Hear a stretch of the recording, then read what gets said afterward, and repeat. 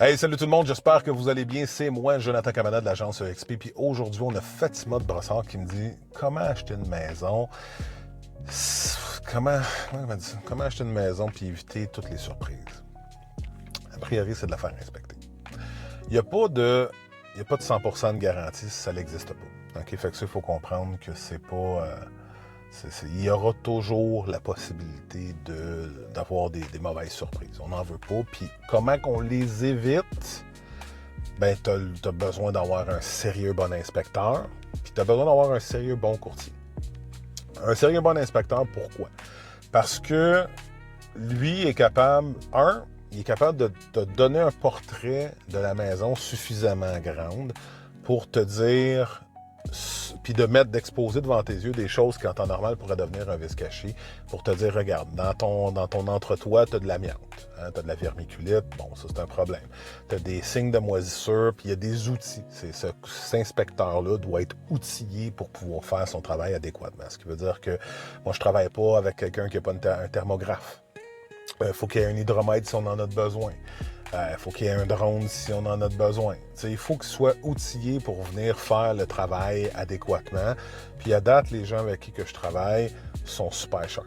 Là-dessus, c'est vraiment parce que ma crédibilité va seulement aussi loin des gens que j'amène alentour de toi. Fait que si j'amène des clowns alentour de toi, ben, ça en dit beaucoup sur ma personne. La deuxième des choses que je t'ai dit en prémisse, c'est d'avoir un courtier qui est sharp. Un courtier qui est sharp, c'est quoi? Ben, une des choses que j'aime faire, mettons, si on parle d'environnement, ben, je vais aller poser des questions aux portes à côté. Je vais aller le cogner, me présenter et dire écoutez, je suis en train de faire une promesse d'achat sur la propriété avec un client. Comment est-ce qu'il est le voisinage? Hein? Est-ce qu'il y a du bruit ambiant? Y a-tu l'autoroute 30 qui est à côté? On entend-tu les freins Jacob à toute heure de la journée? Parce que ça, c'est de la pollution sonore. En même temps, comment sont les voisins? C'est une route qui les gens roulent à 100 km/h dessus quand c'est une zone scolaire? Est-ce qu'on a, c'est quoi leur interprétation de ça? Fait que ça, c'est pour une des choses. Après ça, on va aller regarder les autres ventes de la maison au préalable, parce que s'ils ont été vendus sur Centris, je suis capable d'aller le voir. Je suis capable d'aller voir la propriété, puis de me dire que dans l'ancienne divulgation du vendeur, il y avait eu tel problème, mais là, ça n'a pas été noté. Fait que si ça n'a pas été noté dans la nouvelle, ben pourquoi? Est-ce que ça a été réparé?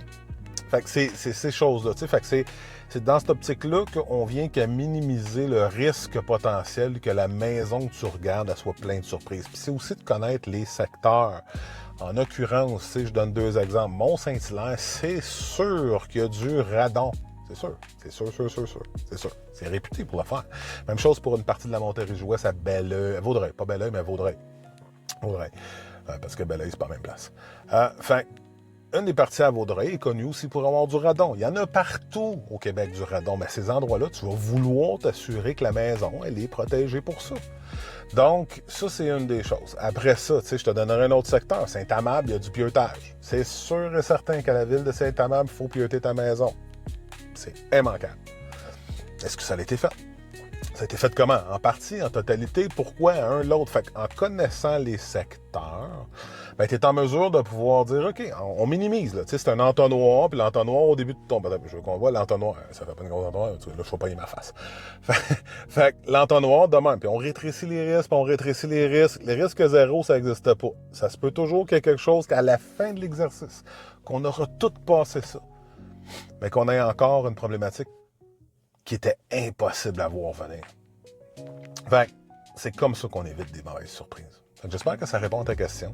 Si jamais tu en as d'autres, n'hésite pas à m'appeler, comme n'importe qui d'autre, qu'on puisse avoir une conversation pour voir comment je suis potentiellement capable de vous aider. Entre-temps, prenez soin de vous autres. Bonne journée et on se revoit bientôt. Salut.